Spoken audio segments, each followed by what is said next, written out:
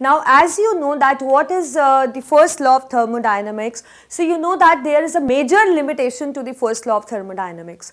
And what is the major limitation? Though you know that it actually explained that energy can neither be created nor be destroyed, and it can be converted from one form to another. Or you can say that the energy of the universe is going to be constant, right? So actually what happened, like when we talk about limitation of first law of thermodynamics, so the major drawback is that though it actually explains the heat transfer, that means it explains that like let us take an example, that heat flowing from hot body to cold body, right? So that first law actually explains that amount of heat lost by the hot body is equal to the amount of heat received by the cold body, right? But actually it failed to explain about the spontaneity, or you can say feasibility of reaction. It fails to explain the spontaneity, or you can say feasibility of reaction. So this is a major limitation, right? So first of all, we learn that what does spontaneous, or you can say spontaneity, or what does feasibility mean in the reaction. See, we see different kind of processes occurring around us, different kinds of reactions you can say occurring around us. So we have two types of reactions, or you can say we have two types of processes. One is the spontaneous, other is regarded as non-spontaneous. Now what is spontaneous? Spontaneous processes are those which occur itself under given set of conditions. That means they actually have an urge to occur. So that means we don't need to supply them with some external source. They actually they have a natural tendency to occur in that direction. So that means spontaneous processes that which occur itself under given set of condition. That is called as spontaneous. That means which has urge to happen or urge to take place. Or we can say that spontaneous process take place if only the initial initiation is required. Once it is being initiated, then the process keep on happening, and we don't need to provide an initiation in a continuous manner. That means we need to provide initiation only once, and once it is if it is initiated, it has a tendency to occur in the given direction. So those processes are called as spontaneous. Got it? That spontaneous are the one which have urge to occur in a given direction. That means you don't need to do anything. But there are certain spontaneous process where an initiation is required, only initiation. Once you initiate it, it is going to occur itself in a given direction. In contrast, the other process what we have is the non-spontaneous. Obviously, it will be opposite to the spontaneous.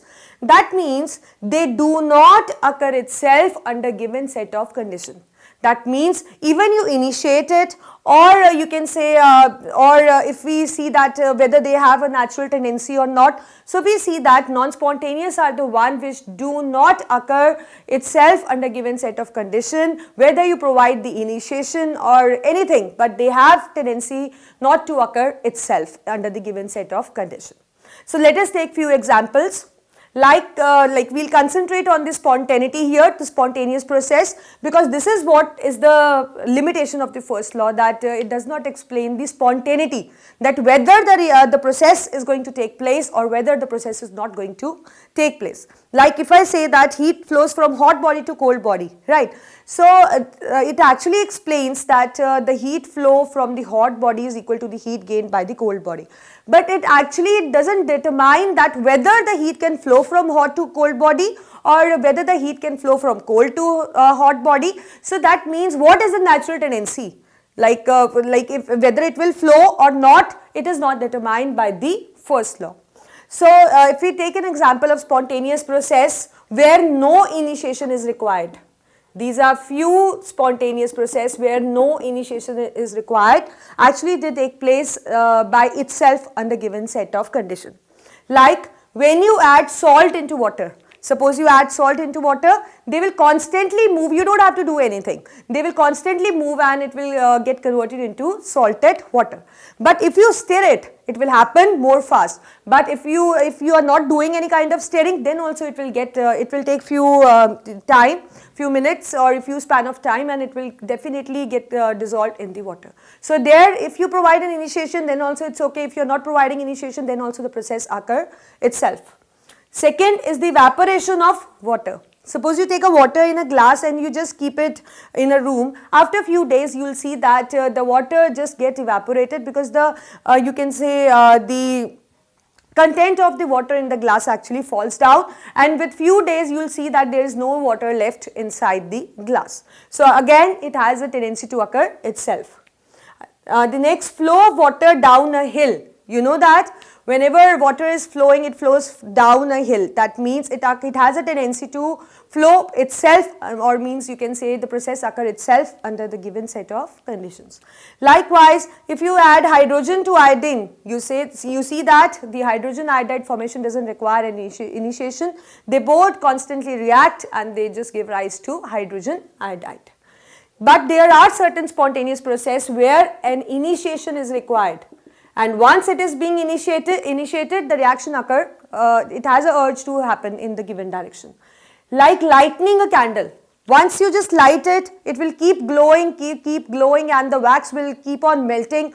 So that means lighting of candle is a spontaneous process, but here you need to provide an initiation. Second, heating of calcium carbonate. Suppose you have calcium carbonate, you once heat it, it will constantly decompose into calcium oxide and carbon dioxide, and only the initiation is required. Again, if you have hydrogen gas and oxygen gas and you pass an electric spark, it has, you can say that it has a tendency that they will both react and they will form the water.